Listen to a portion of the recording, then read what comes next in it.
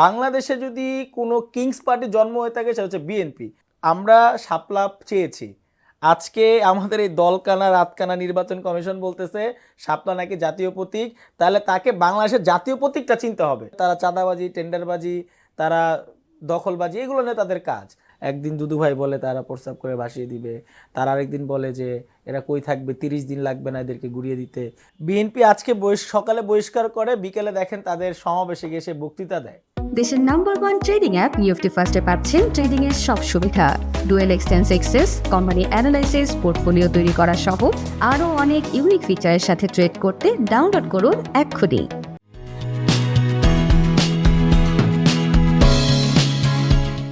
সুপ্রিয় দর্শক, আপনাদের সবাইকে স্বাগত জানাচ্ছি বাণিজ্য প্রতিদিনের বিশেষ আয়োজন আগামী রাজনীতি। সাথে আছি আমি গিয়াসউদ্দিন। আজকের অনুষ্ঠানে অতিথি হিসেবে উপস্থিত আছেন জাতীয় যুব শক্তির সদস্য সচিব ডক্টর জাহেদুল ইসলাম। আজকের অনুষ্ঠানে আপনাকে স্বাগত জানাচ্ছি। অনেক ধন্যবাদ গিয়াস ভাই আজকে আমন্ত্রণ জানানোর জন্য। অ্যান্ড দর্শক যারা আছে তাদেরকেও ধন্যবাদ যে আপনারা হয়তো আজকে আলোচনাটা আমাদের দেখবেন।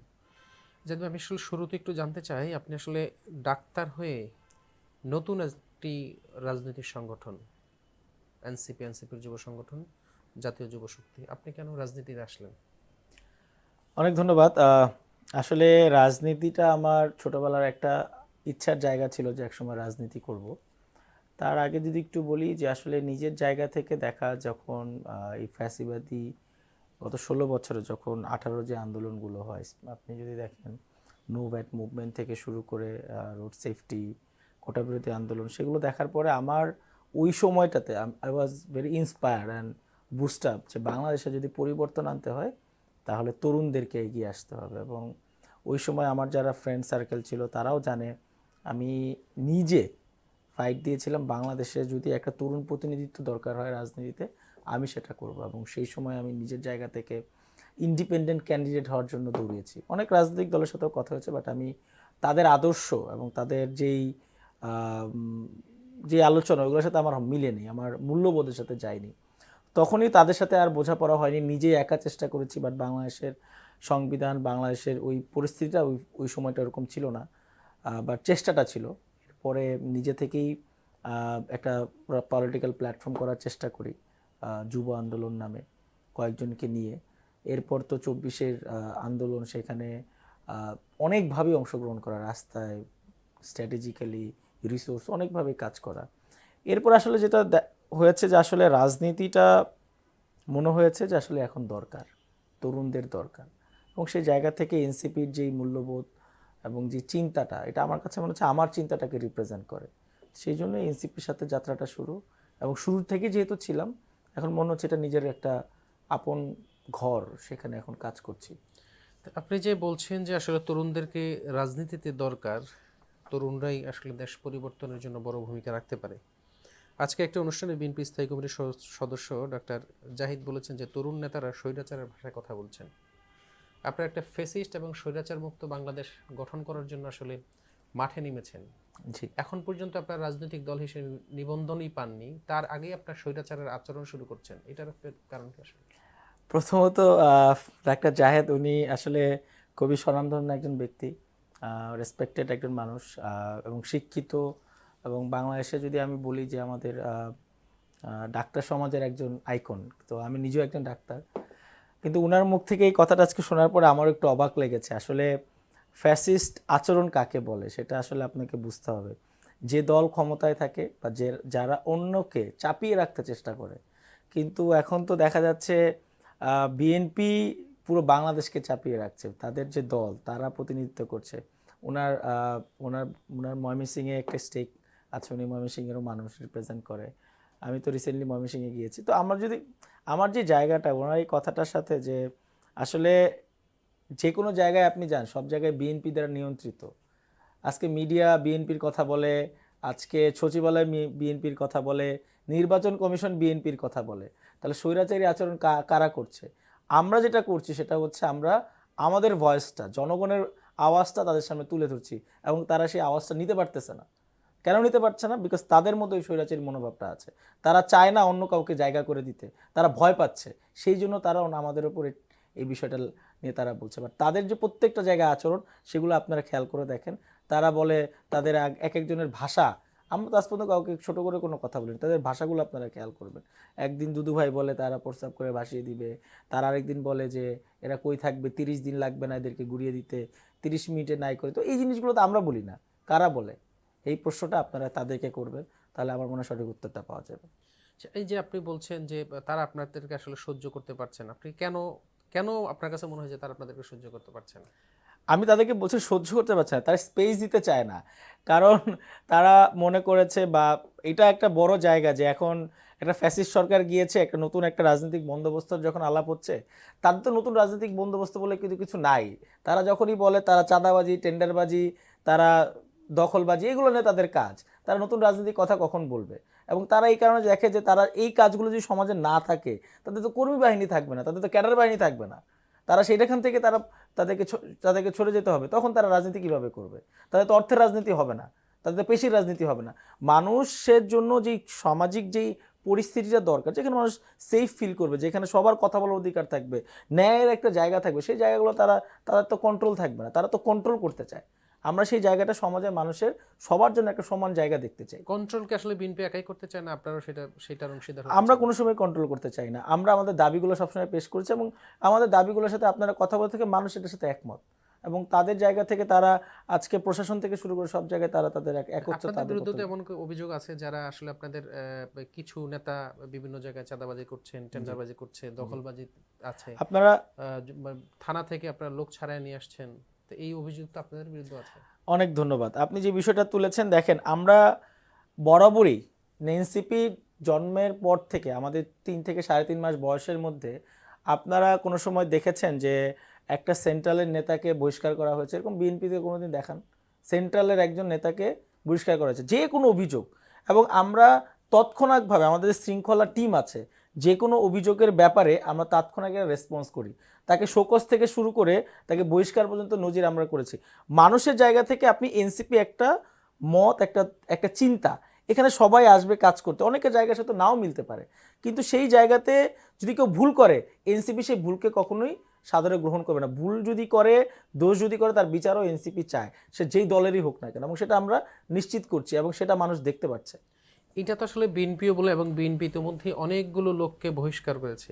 বিশেষ করে ধরেন আপনি বিএনপির সাংগঠনিক সম্পাদক শেমা ওবায়েদ সহ, এই যে রিজভী সাহেব সেদিনও বলেছেন যে আমরা আসলে দল থেকে বহিষ্কার করছি, তারপরে তাদের বিরুদ্ধে সরকারকে বলছি অ্যাকশনে যাওয়ার জন্য, সরকার তাদের বিরুদ্ধে অ্যাকশনে যাচ্ছে না। তো বিএনপি তো এই কাজটা, একই কাজ তো বিএনপি করে। এখন আপনি ধরেন আপনার একটা কর্মী সেই কাজটা করলো, করার পরে আপনি তাকে বহিষ্কার করলেন, আলটিমেট রেজাল্টটা কি পেলো বাংলাদেশ? বিএনপি আজকে সকালে বহিষ্কার করে, বিকেলে দেখেন তাদের সমাবেশে গিয়ে সে বক্তৃতা দেয়। এমনও নজির আছে যে নোটিশ দিছে রিজভী সাহেবের, যে উনি জেলা থেকে বহিষ্কৃত, কিন্তু পরের দিন ওই দিন বিকেল 5টার প্রোগ্রামে উনি প্রধান অতিথি হচ্ছে, পরের জায়গায় স্যার কর্তৃত্ব বজায় রাখছে। সো এই জায়গাগুলোতে তারা কন্ট্রোলের রাজনীতি করার চেষ্টা করছে। So আমরা যে জায়গাটায় বলতে চাই, আমাদের বহিষ্কার মানে সে কোনো ধরনের কার্যক্রমে অংশগ্রহণ করতে পারবে না, এবং সে নিশ্চিত করতে হবে। এবং প্রশাসনের যে জায়গাটা, আসলে এটা খুবই হাস্যকর আমার বলতে হয়, যে প্রশাসন আমাদের জায়গা থেকে, আমরা এই গণ অভ্যুত্থানের পরে আমরা যে জায়গাটায় ব্যর্থ হচ্ছি সেটা হচ্ছে প্রশাসন। আমাদের প্রশাসন, তারা প্রশাসনে কোনো গণ অভ্যুত্থান হয়নি। এটা হয়তো একটা রাজনৈতিক দলের, আওয়ামী লীগকে বিদায় করা হয়েছে, ফ্যাসিস্টকে বিদায় করা হয়েছে, কিন্তু ফ্যাসিস্টের প্রত্যেকটা শিকড় এই প্রশাসনের মধ্যে রয়ে গেছে, এবং তারা নিজের সুবিধার জন্য অন্যকে সুবিধা দিয়ে যাচ্ছে, বরাবরই তারা এই কাজটা করছে, এবং তারা বিএনপিকে সবসময় ফেভারে তাদের কাজগুলো করছে, এবং জনগণের এখানে কোনো নিরাপত্তা তারা নিশ্চিত করতে পারছে না। সেই বিষয়টা আমাদের কাছে বরাবরই হতাশাজনক, এবং আমরা বরাবরই এই বিষয়টা নিয়ে কথা বলছি যে প্রশাসনের একটা বড় সংস্কার দরকার, এবং সেটা যদি না হয়, আগামী দিনে বাংলাদেশে কিন্তু আসলে সেই স্বৈরাচারী প্রভাবটা থেকে মুক্ত হতে পারবো না। এই যে আপনি যে কথাটা বলছেন, আপনাদের দলের প্রধান নাহিদ ইসলামও কিন্তু সিরাজগঞ্জে একই কথা বলেছেন, যে যেই আকাঙ্ক্ষা নিয়ে আসলে আমরা যুদ্ধ করেছি বা সংগ্রাম করেছিলাম, সেই পরিবর্তন আমরা আসলে এখনো দেখতে পাইনি। আপনাদের ছাত্র প্রতিনিধি হিসাবে এখনো নাহিদ ইসলাম বাদ আরও 2 জন আপনাদের এখন সরকারে আছে, তো এই যে আপনারা নিজেরা হতাশ আপনাদের প্রতিনিধি থাকার পরেও, এটার কারণ কি? দেখেন, আমাদের সরকার কাঠামো চলে, একটা রাষ্ট্র কাঠামো অনেকগুলা ধাপ আছে। আমাদের উপদেষ্টা মণ্ডলীর ওখানে 2 জনের কথা আপনারা বারবারই বলেন, এই 2 জন ছাত্র প্রতিনিধি হিসাবে আসছে, এরা এনসিপির কোনো প্রতিনিধিত্ব করছে না, নাম্বার 1।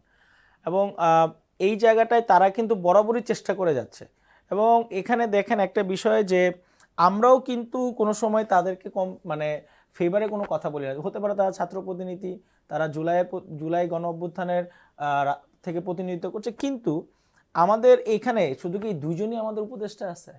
বাকি উপদেষ্টারা কারা নিয়োগ দিয়েছে, কাদের মাধ্যমে এই উপদেষ্টাগুলো আসছে, সেটা আপনাকে প্রথমত চিন্তা করতে হবে। এবং এই জায়গাটায় আমার কাছে মনে হয় যে বাংলাদেশে যদি যেই রাষ্ট্র কাঠামোর জায়গাটা আমরা যেইখানে দেখতে পাচ্ছি যে দুজনের কথা বারবার বলছে, আপনি বাকিদের কথা কেন বলতেছেন না? তারা তাদের দায়িত্বটা কতটুকু পালন করতেছে? এবং সেই জায়গাগুলোতে যখনই কথা বলা হয় তখন দেখবেন একটা গ্রুপ এটাকে রেজিস্ট করে। আপনি জুলাই সনদের কথা বলেন, ঘোষণাপত্রের কথা বলেন, আমরা চাই, কিন্তু আর বাকি মানুষ কি বলছে, বিএনপির মতো বড় দল কি বলছে, তারা তো বলছে তারা ভেবেচিন্তে দেখবে। জুলাই গণঅভ্যুত্থানের আজকে 1 বছর হওয়ার, আমরা একদম এক মাস বাকি। আমরা যদি চিন্তা করি অগাস্টের 5 তারিখ থেকে, আমরা সেই জায়গাটায় ভেবেচিন্তে দেখার তো কোনো বিষয় নাই। জনগণের বিপ্লব, ছাত্র জনতার বিপ্লব, এখানে আপনি ভেবেচিন্তে দেখার কি আছে?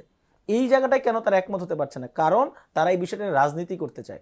আমরা বলতে চাই জুলাই গণঅভ্যুত্থানে কোনো রাজনীতি হবে না, এটা মানুষের চাওয়া, মানুষেরকে পাইতে হবে। আপনি আজকে একটা শহীদ পরিবারের কাছে যান, একটা আহতের কাছে যান, তাদের কান্নার, তাদের যে অশ্রুর জল, এইটা বিএনপি দেখে না। তাদের যে ত্যাগ, এটা তারা দেখে না, তারা দেখে ক্ষমতা। এটা তো বিএনপি তো প্রায় কালকে ছাত্রদল বললো 172 জনের মতো, তাদের সব মিলে 7 থেকে 800 লোক বিএনপির পরিবার থেকেও এই জুলাই আন্দোলনে নিহত হয়েছে।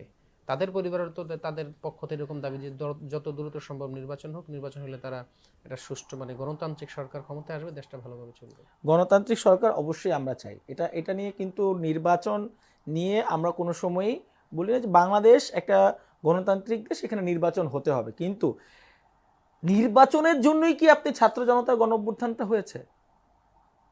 আপনি কি এই জন্য রাস্তায় নেমেছিলেন? আপনি যেই জন্য নেমেছেন সেটাকে আপনাকে আগে আবারও রিকল করতে হবে। আপনি একটা ফ্যাসিস্ট সরকারকে সরিয়েছেন, আপনি চেয়েছেন বৈষম্যহীন বাংলাদেশ, কিন্তু বাংলাদেশের প্রতিটা রন্ধে রন্ধে, বাংলাদেশের সংবিধান থেকে শুরু করে, বাংলাদেশের সচিবালয় থেকে শুরু করে, একটা ইউনো অফিস থেকে শুরু করে, তারা প্রত্যেকটা জায়গায় এখনও বৈষম্য রয়ে গেছে। এই বৈষম্য যদি আপনি দূর না করতে পারেন, আপনি এখন আমাদের সামান্য একটা বরাদ্দর জন্য একটা কৃষককে ইউনোর কাছে গিয়ে কান্নাকাটি করা লাগে, পায়ে ধরা লাগে, এরকম চিত্র আমরা দেখতে পাচ্ছি। তাহলে এই বৈষম্য কেন থাকবে? এই বৈষম্যহীন বাংলাদেশে আর এই বৈষম্য নিয়ে তো আমরা চলতে পারবো না। এটাকে রিমুভ করতে হবে, এটাকে উপরে ফেলতে হবে। একদম উপরে না ফেলা পর্যন্ত আপনারা কিন্তু বাংলাদেশকে আসলে সেই জায়গাটা আপনারা নিতে পারবেন না। এবং এই জন্য যখনই আমরা কথা বলি, তখনই আমরা বলি আগে সংস্কারটা লাগবে। এবং সংস্কারের যে আলোচনা চলছে, আলোচনা শুধু তাদের কেন্দ্রিক আলোচনা হচ্ছে, তাদের স্বার্থকেন্দ্রিক আলোচনা হচ্ছে, জনগণের স্বার্থকেন্দ্রিক কেউ কোনো সময় আলোচনা তারা করতে পারছে না, কারণ তারা জনগণের প্রতিনিধিত্ব থেকে ভয় পাচ্ছে। সেই বিষয়টাকে নিয়ে তাদেরকে আমি বলবো যে বিএনপিকে ভাবার জন্য, কারণ তারা আবারও ভুল করছে। তারা যেটা ভাবছে যে নির্বাচন করলেই ক্ষমতায় গেলে সব কিছু হবে, আসলে ক্ষমতা দিয়ে বাংলাদেশে বৈষম্যহীন বাংলাদেশ গড়া যাবে না। আগে এই বিষয়গুলোকে প্রত্যেকটা ধরে ধরে আপনাকে কাজ করতে হবে, সেই জিনিসগুলো নিয়ে আপনার পদক্ষেপগুলো গ্রহণ করতে হবে, তারপরে আপনাকে সামনে যেতে হবে। সংস্কার তো আসলে একটা চলমান প্রক্রিয়া। এটা যদি আপনি যে সংস্কার করেন, এই যে এখন আপনি যেটাকে সংস্কার করছেন, হয়তো 1 বছর পরে সেটা আপনার এই সময় উপযোগী নাও হতে পারে, 6 মাস পরে বা 1-2 বছর পরে যায় সেটা আবার কাজে নাও লাগতে পারে। এখন আপনারা যেই ধরনের সংস্কার চান, এই ধরনের বা কি সংস্কার করে একবারে শেষ পর্যন্ত নির্বাচন দিতে হবে? আপনার প্রথমত যে জায়গাটায় আপনার কাজ করতে হবে সেটা হচ্ছে আমাদের সংবিধানের যে সংস্কারের যে বিষয়টা, এবং আমরা বলছি নতুন সংবিধানের কথা, কিন্তু এখানে তো তাদের অনেক প্রশ্ন চাওয়া পাওয়া, নতুন সংবিধান একটা বড় বিষয়। কিন্তু যদি আপনি এই সংবিধানের প্রত্যেকটা ধারায়, যেখানে আপনার একচ্ছত্র আধিপত্য, রাষ্ট্রপতি থেকে শুরু করে প্রধানমন্ত্রীর ক্ষমতা, তারপর জনপ্রশাসনের যেই ক্ষমতা, আইন শৃঙ্খলার যেই জায়গাগুলো, জনপ্রশাসনের যে বিষয়গুলো আছে, আমাদের আইনের যে বিষয়গুলো আছে, এবং স্থানীয় সরকারের যে বিষয়গুলো আছে, এইগুলো প্রত্যেকটা জায়গায় আপনাকে পরিবর্তন আনতে হবে। এবং আপনার কথাটা রাইট, এটা চলমান প্রক্রিয়া, কিন্তু বিএনপি যখন চলমান প্রক্রিয়ার কথা বলে, আপনি কীভাবে সেই আস্থাটা রাখবেন? আপনার 90 থেকে 91 সালে আন্দোলনের সময় কিন্তু এরকম 22টা পরিষদ কমিশন গঠন করা হয়েছিল। বিএনপি এসে সেই পরিষদগুলোকে তারা বাতিল করেছে, তারা সংস্কার করে নাই। তাহলে আপনি কার উপর ভরসা করবেন? এবং এখন যে সরকারটা আছে, আমরা কিছুটা হলেও আশাবাদী যে ডক্টর মোহাম্মদ ইউনূস, ওনার নেতৃত্বে যদি এই জিনিসটা হয়ে যায়, তাহলে সুফলটা বাংলাদেশের প্রতিটা রাজনৈতিক দল পাবে। এবং রাজনৈতিক দল না শুধু, রাজনৈতিক দলের জন্য কিন্তু এই কাজটা না, জনগণ পাবে। কারণ জনগণের প্রতিনিধিত্ব একটা রাজনৈতিক দল হয়তো তার সংসদ নির্বাচন করবে, সংসদে তারা একটা জায়গায় পজিশন পাবে, কিন্তু সেটা যদি জনগণের কথা আপনি চিন্তা না করেন, তাহলে রাজনৈতিক দলেরও কোনো অস্তিত্ব কিন্তু থাকবে না। সাম্প্রতিক সময় জামাতের আমির রংপুরে, বিশেষ রংপুর একটা সমাবেশে তারা বলেছিল যে সংস্কার ছাড়া যে মানে এখনকার যে পরিবেশ, এই পরিবেশ হলে নির্বাচন সম্ভব না। গতকাল আপনাদের দলের প্রধান চুয়াডাঙ্গার একটা সমাবেশে বলেছেন, জুলাই সনদ, গণহত্যার বিচার এবং সংস্কার ছাড়া দেশে নির্বাচন হতে দেওয়া হবে না। আজকে একটি অনুষ্ঠানে মাহমুদুর রহমান মান্না বলেছেন, যদি নির্বাচন আসলে সহসাই না হয় তাহলে দেশটা একটা অন্ধকারের মধ্যে চলে যাবে। এই যে ধরেন মাহমুদ সাহেব তো, মান্না সাহেবও এই আপনাদের আন্দোলনের একটা পার্ট জি। ছিলেন। সবগুলো এখন আপনাদের আসলে, আপনাদের কথা আর জামাত ইসলামের কথা দুইটা মোটামুটি কাছাকাছি। আপনাদের সাথে কি জামাতের আসলে কোনো ধরনের ভিতরে পর্দার আড়ালে কোনো কাজ চলছে যেখানে আসলে আপনারা একসাথে কিছু করতে চান? আসলে এটা রাজনৈতিক আলোচনা, এখানে পর্দার আড়ালে কিছু নেই। আমরা যে আলোচনা করছি ঐকমত্য কমিশনের অনেকগুলো আলোচনা একদম লাইভ হচ্ছে, মানুষ দেখতে পাচ্ছে। এখানে এক সময় জামাত এগ্রি করছে, এনসিপি এগ্রি করছে না, এনসিপি এগ্রি করছে, জামাত এগ্রি করছে না, বিএনপির সাথে তো আরোগুলো বিষয় আছে, অন্য অন্য যে অংশীদারিত্ব আছে তাদেরকেও আমরা কাউন্ট করি, তাদের মধ্যেও মতানৈক্য আছে। এখানে প্রথমত যখনই জনগণের বিষয়টা আসে, যে কেউ এখানে একমত হতে পারে, জনগণের স্বার্থের জন্য যে কেউ তার জায়গাতে একমত হতে পারে এবং একটা ঐক্যমত হতে পারে। সেই জায়গাটা আমার কাছে মনে হয় যে এখানে দলকে আমরা কোনো দল বা কোনো ব্যক্তিকে দেখছি না, এটা আমার জনগণের স্বার্থকে সবার আগে আমরা প্রায়োরিটি দেওয়ার চেষ্টা করছি। আরেকটা যেটা হচ্ছে যে সহসা নির্বাচন না হলে বাংলাদেশে একটা অন্ধকার অধ্যায় শুরু হবে, এই বিষয়টাকে আপনার চিন্তা করতে হবে যে একটা নির্বাচন কেন্দ্রিক রাষ্ট্র কাঠামো কখনোই কিন্তু ফাংশন করতে পারে না। জনগণ কেন্দ্রিক রাষ্ট্র কাঠামো হতে হবে, জনগণকে এম্পাওয়ারমেন্টটা করতে হবে। আপনার জনগণ যদি তার ভোটটা ঠিকমতো না দিতে পারে, তার ভোটের নিরাপত্তা না থাকে, সে ভোট দিতে যাবে, সে নিরাপত্তা যদি না থাকে, সে যে ভোটটা দিচ্ছে সঠিকভাবে কাস্ট না হয়, সেটা যদি অন্যের ব্যালটকে তার ব্যালট হিসাবে কাউন্ট করে, তাহলে অনেকগুলো বিষয় আছে যেখানে আসলে এই নির্বাচনটা আর ফাংশন করবে না। সো আমাদের নির্বাচন কমিশনকেও কিন্তু অনেক কাজ করতে হবে এবং তাদেরও সংস্কার লাগবে। সো নির্বাচন কমিশন সংস্কার, সংবিধান সংস্কার, এই বিষয়গুলো যদি না হয়, আগামী দিনে আপনার সেই আগের জায়গাতে আপনাকে ফিরে যাবে। কারণ ক্ষমতার জন্য তারা যে বিষয় যেভাবে লেগেছে, আমার কাছে মনে হয় এটা আসলে আমাদের জন্য আসলে কোনোভাবে সুখকর হবে না। আচ্ছা, আপনি একটা কথা বলছিলেন যে 91 সালে যে আন্দোলনের পরে 22টি এরকম কমিশন হয়েছে, সেই কমিশনের সংস্কার যে প্রস্তাব ছিল আসলে বিএনপি এসে সেগুলোকে বাস্তবায়ন করেনি। জি। এখনো ধরেন আপনি এরকম সংস্কার করলেন, কোনো কারণে বিএনপি ক্ষমতায় আসলো, এখন পর্যন্ত যে পরিবেশ বা ধরেন সংখ্যাগরিষ্ঠ বা তাদের ভোটের রাজনীতিতে এখন পর্যন্ত সব দলের চেয়ে বিএনপি এগিয়ে আছে। মানুষও মনে করে যে বিএনপি হয়তো বা ক্ষমতায় আসলে আসতেও পারে। যদি আসে, আসার পর আপনার এই যে সংস্কার, সেটা প্রথমত আমরা মনে করি না বিএনপি ক্ষমতায় আসবে। কেন মনে বিএনপি করেন না? ক্ষমতায় আসার মতো পরিস্থিতি বাংলাদেশে এখনো, আমার কাছে মনে হয় না যে বাংলাদেশের মানুষ যেই সার্ভেটা, আপনি 2000 মানুষের ডেটা দেখে যদি একটা তথ্যের উপর ভিত্তি করে একটা দলকে আপনি বলেন তারা ক্ষমতায় আসবে, এগুলো বায়াস ডেটা রিসার্চ। এটা আমরা মনে করি যে এগুলো নিয়ে আরও অনেক কাজ করতে হবে। আমরা যেটা বলতে চাই, যে কোনো দল ক্ষমতায় আসতে পারে, এনসিপি ক্ষমতায় আসতে পারে। সো সেই জায়গা থেকে একটা জিনিস, যেই দলই ক্ষমতায় আসুক, আমি আমার জনগণ হিসাবে আমার জায়গা থেকে আমি ভাবি যে আমার যে চাওয়াগুলো সেগুলো পূরণ হচ্ছে কিনা এবং সেই অধিকার নিশ্চিত হচ্ছে কিনা। সংসদে বসে আপনি শুধুমাত্র নিজের স্বার্থ নিয়ে আলোচনা করবেন না, রোড, ব্রিজ, কালভার্ট এইটা চাওয়ার থেকে জনগণের প্রতিনিধিত্ব করে তার পলিসি, তার নিরাপত্তা, তার মৌলিক অধিকারগুলো নিশ্চিত করা কিন্তু একটা জনপ্রতিনিধির কাজ এবং সেই কাজগুলোর জন্য আমাদেরকে থাকতে হবে। এবং যে কেউ হোক, সেটা যদি যেই দলই ক্ষমতায় থাকুক, এনসিপির ভেতরে বাইরের লোকজন এটা নিশ্চিত করার চেষ্টা করবে যে জনগণ যা চায়, যেটা চায় সেটাই যাতে প্রতিফলিত হয় বাংলাদেশে। তো এই যে এখন আপনারা ধরেন একটা বড় জিনিস নিয়ে সংবিধান সংস্কারের ওইখানে আপনারা ব্যাপক, এখন আপনারা এবং জামাত দুইটা মোটামুটি এক, যে পিআর পদ্ধতিতে নির্বাচন। আপনারা বলছেন যে বিএনপির আসলে এই যে এই জরিপ আসলে এটা আসলে যথার্থ না, তাহলে পিআর পদ্ধতি নিয়ে আপনাদের এত আগ্রহ কেন, যে পিআর পদ্ধতিতে নির্বাচন করতে হবে কেন? দেখেন, এইখানে আপনি জনগণ যখন ভোট দেয়, একটা রাষ্ট্রের এক মানে যতজন পার্টিসিপেশন, ভোটের পার্টিসিপেশনটা যদি আপনি দেখেন, সেই অনুযায়ী আপনি সিদ্ধান্ত নেন, আর কিছুই না। মানে ভোট তো সবাই দিবে, কিন্তু এখানে ভোট দেওয়ার পরে এটা নিয়ে তো অনেক ম্যানিপুলেশন হয়, কিন্তু ওইটা দিয়ে যদি আপনি একই সেই কোটার ভিত্তিতে উপরের দিকে যান, রাদার দেন জনগণের প্রতিনিধিত্ব চিন্তা করেন, দুইটা কিন্তু দুই জিনিস। সো আমার কাছে মনে হয় জনগণের প্রতিনিধিত্ব নিশ্চিত করাটা হচ্ছে মূল জায়গাটা। এটার জন্যই পিআর দরকার। এটার জন্য আমাদের মনে হয় যে পিআরটা এখানে ধরেন আপনারা যদি মোটামুটি সংখ্যাগরিষ্ঠ আসন পান, তাহলে তো যদি পিআর দিতে তো আপনাদের জন্য লস। আমরা তো আমি মাত্র বললাম জনগণের প্রতিনিধিত্ব নিয়ে পলিসি হওয়া উচিত।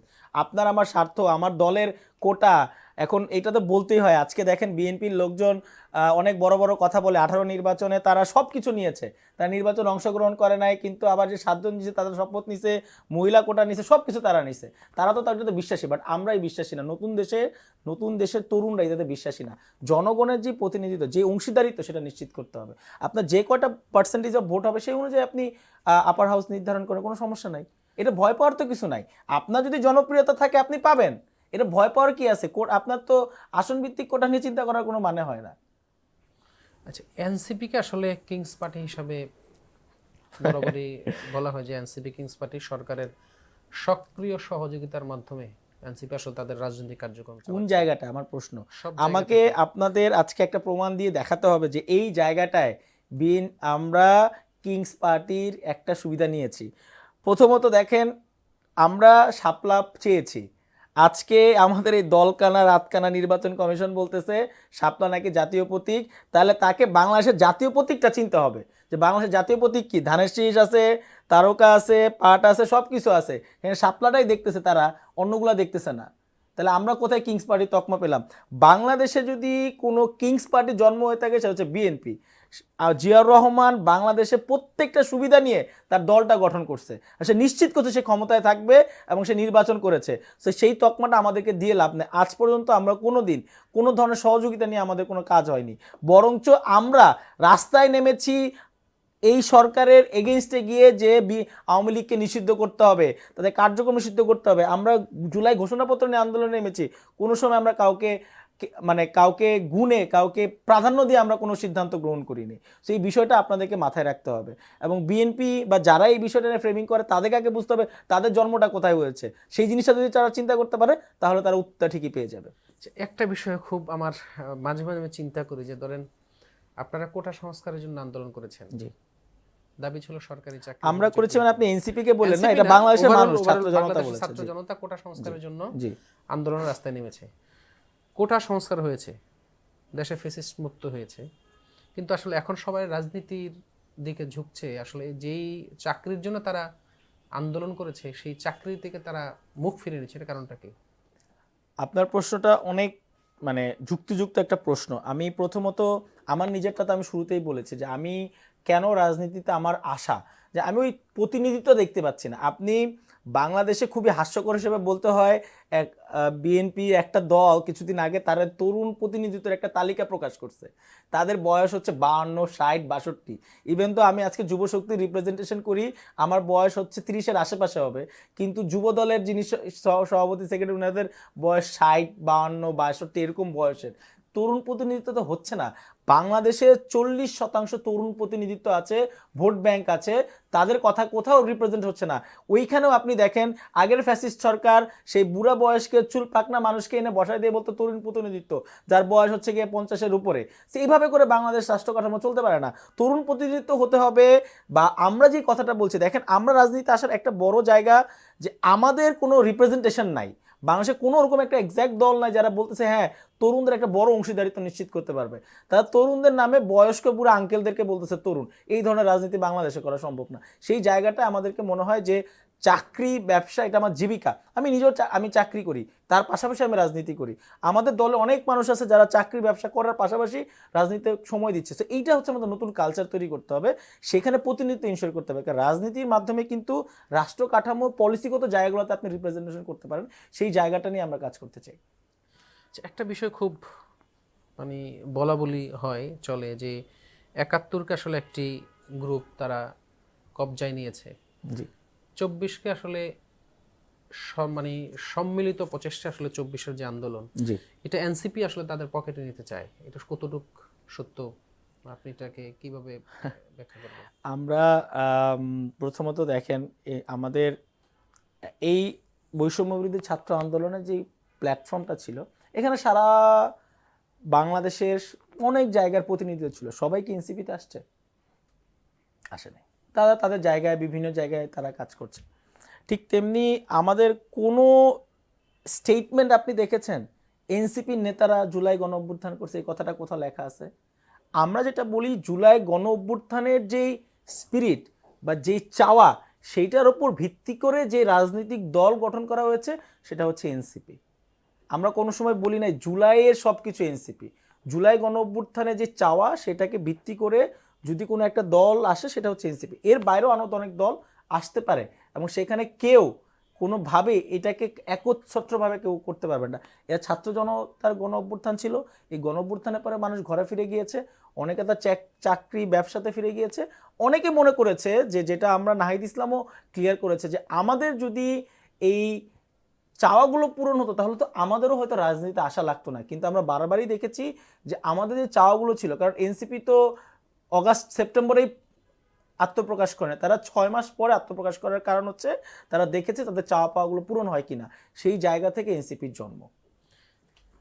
গতকাল মাননীয় প্রধান উপদেষ্টা ডিসেম্বরের মধ্যে নির্বাচনের প্রস্তুতি নেওয়ার জন্য বলেছে। জি, আপনারা গণঅভ্যুত্থানের শক্তি, এখানে এখন পর্যন্ত এনসিপি নিবন্ধন পায়নি। জি, যদি ধরেন এই সময়ের মধ্যে আপনারা নিবন্ধন না পান, তাহলে আসলে যেইভাবে আপনি বোল্ড, মানে আপনারা যেইভাবে দেশের জন্য কাজ করতে চান, সেটাকে আসলে আপনাদের পক্ষে সম্ভব? আমরা দেশের জন্য, দেখেন আমরা জুলাই পদযাত্রা করছি, আমরা জনগণের কাছে যেতে চাই। আমাদের কাছে নির্বাচন করে যে সংসদে গিয়ে সব কিছু করতে হবে এরকম কোনো চাওয়া নেই, সংসদে সবাই যাবে এরকম কোনো চাওয়া নেই। কিন্তু সবচেয়ে বড় জিনিস হচ্ছে মানুষের প্রতিনিধিত্ব। আজকে আমাদের পুরো টিম তারা আজকে রাস্তায় পথে ঘাটে ঘুরে বেড়াচ্ছে, কেন? মানুষের কাছে যেতে চাই, এই কথাটা শুনতে চাই, মানুষের কথা বলতে চাই, মানুষের সাথে কথা বলতে চাই, তাদের কথা শুনতে হবে। দুইটা জায়গায় আমরা সেতু বন্ধন তৈরি করার চেষ্টা করছি। এবং এখানে আমাদের নাহিদ ইসলাম, আমাদের আহ্বায়ক, উনি একটা স্পষ্ট বার্তা দিয়েছেন, সংস্কার, জুলাই ঘোষণাপত্র এবং যদি বিচার না হয় গণহত্যার, তাহলে আমাদেরও নির্বাচন নিয়ে কোনো মাথা ব্যথা নাই। কিন্তু আমরা নিশ্চিত করে ছাড়বো যে আগে সংস্কার, ঘোষণাপত্র এবং গণহত্যার বিচার নিশ্চিত হবে, তারপরে হয়তো আমাদের নির্বাচন নিয়ে ভাবনা।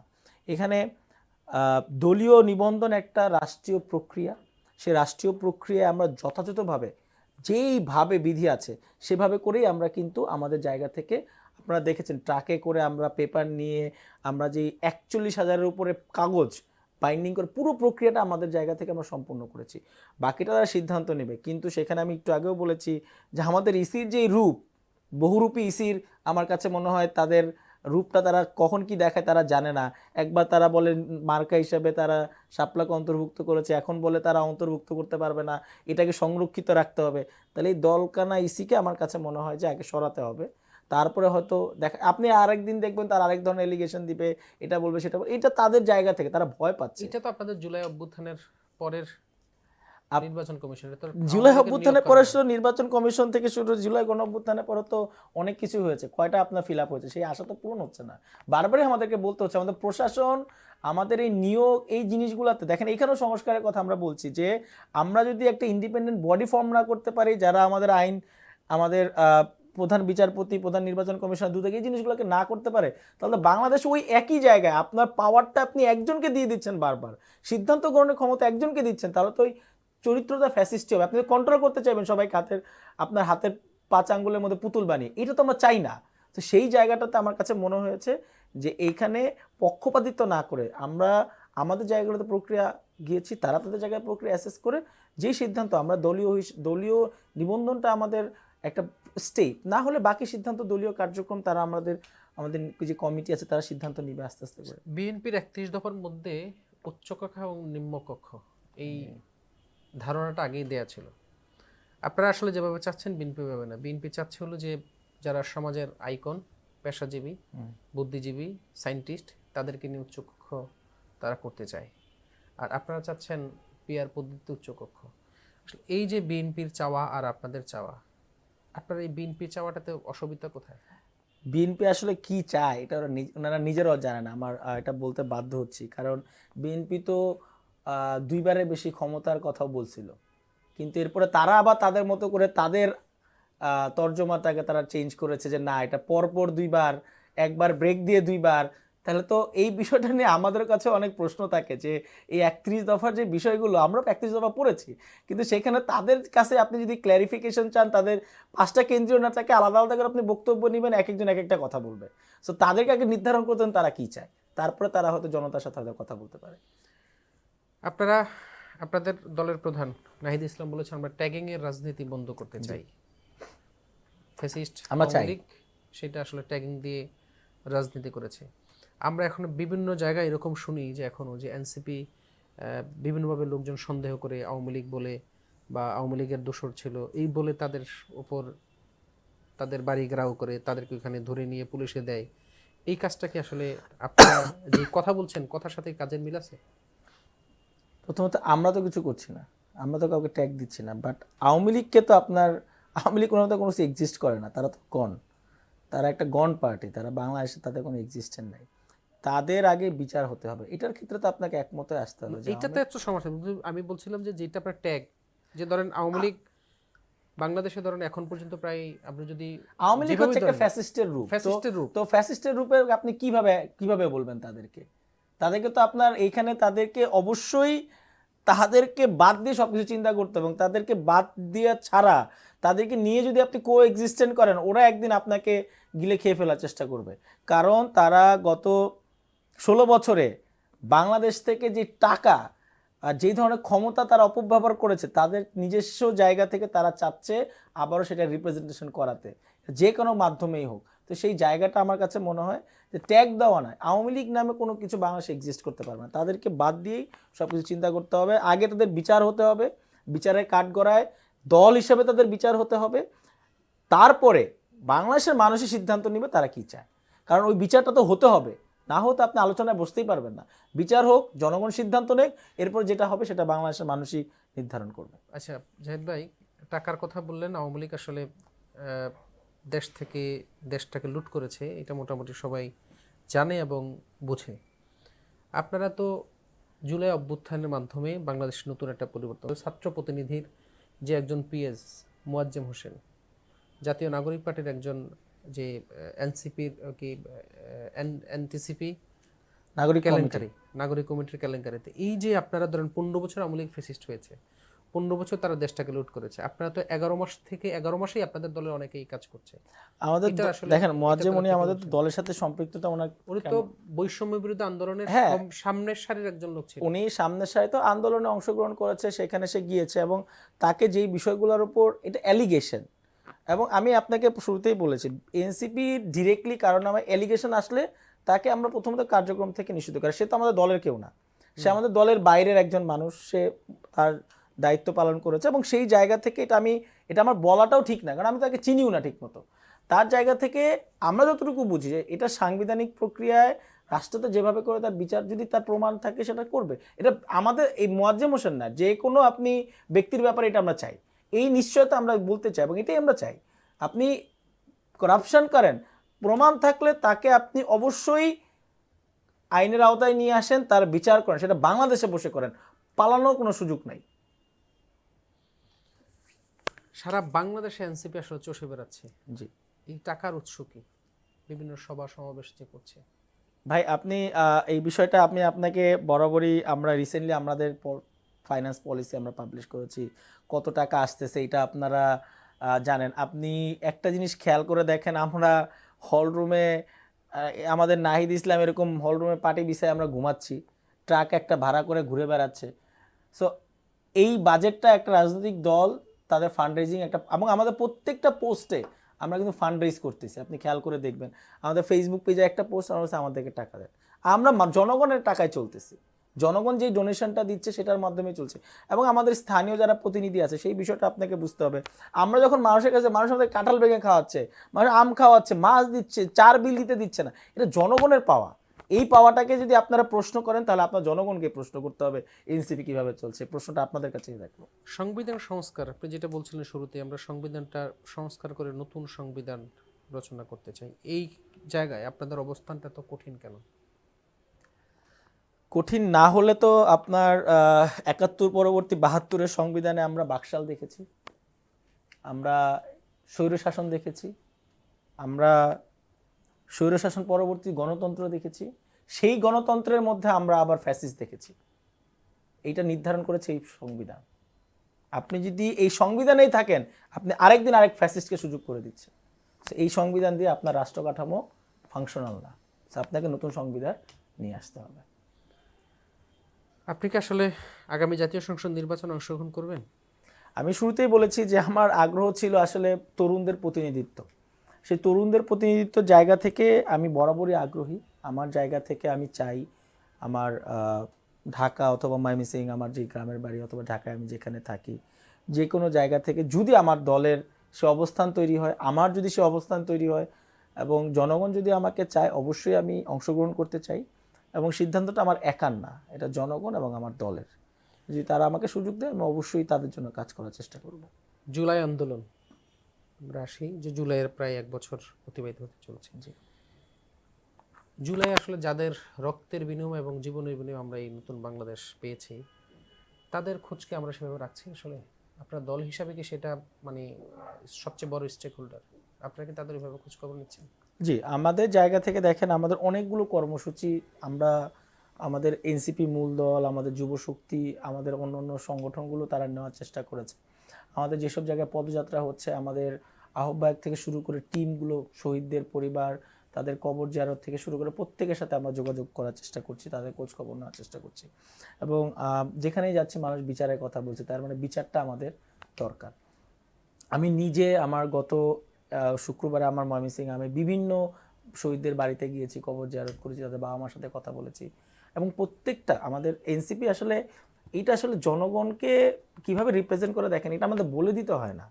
আমি যদি আমার গ্রামে যাই, আমি আমার শহীদদের সাথে, পরিবারের সাথে দেখা করে আসি, আমার হয়তো তাকে অনেক কিছু দেওয়ার নাই, কিন্তু তার পাশে থাকার ওই ক্ষমতাটুকু আছে।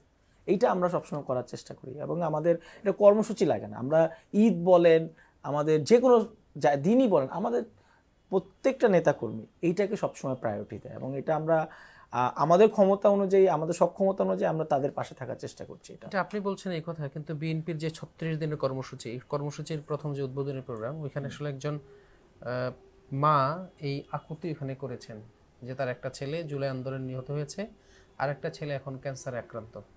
আপনাদের শীর্ষ দলের শীর্ষ নেতাদের অনেকবার তারা রিস্ক করার চেষ্টা করেছে, কিন্তু কোনোভাবেই পায় নাই। এটা আমরা, এটা আমাদের কিন্তু সাথে সাথে এটা আমরা রেসপন্স করেছি। আমরা এটা হতেই পারে, মানে আপনি যোগাযোগ হচ্ছে না কোনো কারণে, আপনার অভিযোগ থাকবে। এবং আমরা যেখানেই যাচ্ছি সবার অনেক অভিযোগ, আমাদেরও সীমাবদ্ধতা আছে, হয়তো কোনো কারণে হয়নি। সেই জায়গাটা থেকে আমাদেরকে একটা জিনিস ভাবতে হবে যে সবাই সব কিছু একসাথে নাও পারতে পারে। তাদের যে তাদের অনেক চাওয়া আসলে, কারণ তারা চায় আমরা তাদের পাশে থাকি। আমাদের সীমাবদ্ধতাও আছে, আমরা কিন্তু সবসময় পারি না, নিজের কাজের কারণে, দলের কাজের কারণে, নিজেরও প্রায় নিজের সাংগঠনিক জায়গার বাইরেও ব্যক্তিগত কারণে। কিন্তু আমরা এটাকে কখনোই বলি নাই যে এটা ঠিক হয়নি, এটা আসলেই ঠিক হয়নি। আমরা বলছি আসলে ঠিক হয়নি, হয়তো আমরা কোনো কারণে মিস করে গিয়েছি। বাট আমরা এটাকে, উনি যেটা করেছে এটা ওনার মার অভিযোগ, আমার একজন শহীদের মার অভিযোগকে আমি এটা আমার জন্য একটা মাথা পেতে নিচ্ছি যে আমাদের এটা অভিযোগটা আসছে। এবং আমরা আরও সতর্ক থাকার চেষ্টা করব, আরও রেসপন্সিভ হতে হবে। এবং আমরা সবসময় বলি যে কোনো দোষ, যে কোনো ভুল হলে আপনারা আমাদেরকে বলে দিবেন, কারণ আমাদের বয়সে আমরা যে কাজটা করা শুরু করেছি অনেক দূর যেতে হবে, এবং সেখানে আমরা সবসময় শেখার চেষ্টা করব। জুলাই স্মৃতি ফাউন্ডেশন আসলে গত সাম্প্রতিক একটা সময়ে তাদের এই স্মৃতি ফাউন্ডেশনের ভাঙচুর চালিয়েছে, ভাঙচুর হয়েছে, সব আহত যোদ্ধা যারা, তাদের প্রাপ্য তারা বুঝে পাচ্ছে না এই অভিযোগ করে। আপনারা আসলে এটার বিষয়ে কি উদ্যোগ নিয়েছেন বা কি? এখন জুলাই স্মৃতি ফাউন্ডেশন তো আসলে কোনো রাজনৈতিক দলের বা কারো কোনো কিছু সার্ভ করছে না, এটা রাষ্ট্রীয় প্রতিনিধিত্ব জায়গা। তো অবশ্যই আমরা জুলাই স্মৃতি ফাউন্ডেশনের যারা আছে তাদের কাছে অনুরোধ করব, দেখেন আজকে বাংলাদেশে যেই নতুন বাংলাদেশ বলি, এটা আমার শহীদ ভাইদের রক্তের উপর আমরা এই বাংলাদেশ পেয়েছি, আহতদের যে ত্যাগ সেটার উপর নতুন বাংলাদেশ পেয়েছি। আমরাও চাই যে তাদের যেই যথাযথ মর্যাদা এটা তারা নিশ্চিত করুক। এই ব্যুরোক্রেসি, এই কাঠামোটা ভেঙে সবার আগে তাদেরকে প্রায়োরিটি দেওয়া হোক। না হলে কিন্তু আসলে তাদেরও হতাশার জায়গা আছে, 1 বছর হয়ে গেছে, সবার চিকিৎসা ঠিক মতো হচ্ছে না, তাদের প্রাপ্তিগুলো তারা পাচ্ছে না। এটা কিন্তু আসলে একটা শহীদ পরিবার বা একটা আহতর জন্য খুবই দুঃখজনক। এই বাংলাদেশ কিন্তু আমরা চাইনি, আমরা সেই বৈষম্যহীন বাংলাদেশ কিন্তু চেয়েছি, যেখানে সবার সব দাবি চাওয়া পাওয়াগুলা আমরা পূরণ করতে পারবো, চেষ্টা করব। কিন্তু এখানে চেষ্টার ত্রুটি আছে কিনা সেটাও খতিয়ে দেখতে হবে, বা ইচ্ছাটা কীরকম, কী ধরনের চ্যালেঞ্জ আছে সেটা জানতে হবে। কারণ আমরা বরাবরই বলছি আসলে রাষ্ট্র কাঠামোর মধ্যে যখনই একটা জিনিস চলে যাচ্ছে, এখানে অনেক ব্যুরোক্রেসি আছে, অনেক ধরনের জটিলতা আছে। এই জটিলতা এইখানে আমার মনে হয় ফেলে দিয়ে তাদেরকে প্রায়োরিটি দেওয়া উচিত, এবং সেটা যত দ্রুত তাদের যেই সমস্যাগুলো সমাধান করা উচিত। আমরা আসলে শেষ পর্যায়ে চলে আসছি, আপনার কাছে একটু জানতে চাই যে জুলাই যে আন্দোলন, এই আন্দোলনের স্মৃতি স্মৃতিতে এমন কি আছে যেটা আপনাকে প্রতিনিয়ত নাড়া দেয়? আসলে আমার জুলাই স্মৃতিটা আসলে আমি অনেকটা বেশি বাইরে কাজ করেছি, মানে আমার কাজগুলো ছিল কোঅর্ডিনেশন, অনেকের জায়গা অনেক ধরনের কন্ট্রিবিউশন, কিন্তু যখনই রাস্তায় নেমেছি সেই দিন একটা নিজের মনে আত্মতৃপ্তি নিয়ে গিয়েছে যে আমি একটা অংশীদার। আম, এবং সবচেয়ে বড় যে জায়গাটা যে সেই দিন আমার 5 তারিখে আমরা যখন শনিরাকড়া যেই যাত্রাবাড়ি যে জোনটা ওখানে ছিলাম, এবং আম, ওই দিন যা মানুষ ভিডিওতে দেখে তার নিজের সামনে দেখা, এবং তার আগেও মানে আমি খিলগাতেও কিছু পরিস্থিতির সম্মুখীন ছিলাম যখন ব্ল্যাক আউটের সময়টা ছিল, আমি নিজে দেখেছি পুলিশ কিভাবে খিলগা থানা থেকে ওপেন ফায়ার করছে, এবং অল্পের জন্য বেঁচে গিয়েছি। মানে 2-3টা পরিস্থিতি এরকম ছিল।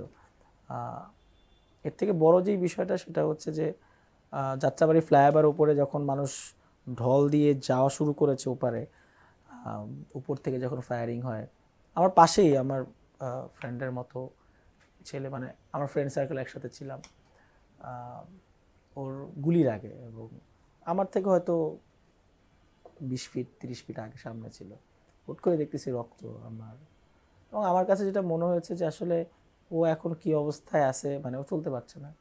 এটা আসলে খুবই কষ্টদায়ক, এবং এরকম অনেক কিছু আছে যেটা আমরা এখন যে আমরা ভিডিও ফুটেজে দেখি, এবং যারা রাস্তায় ছিল তারা কিন্তু নিজেরা তারা চোখের সামনে দেখেছে।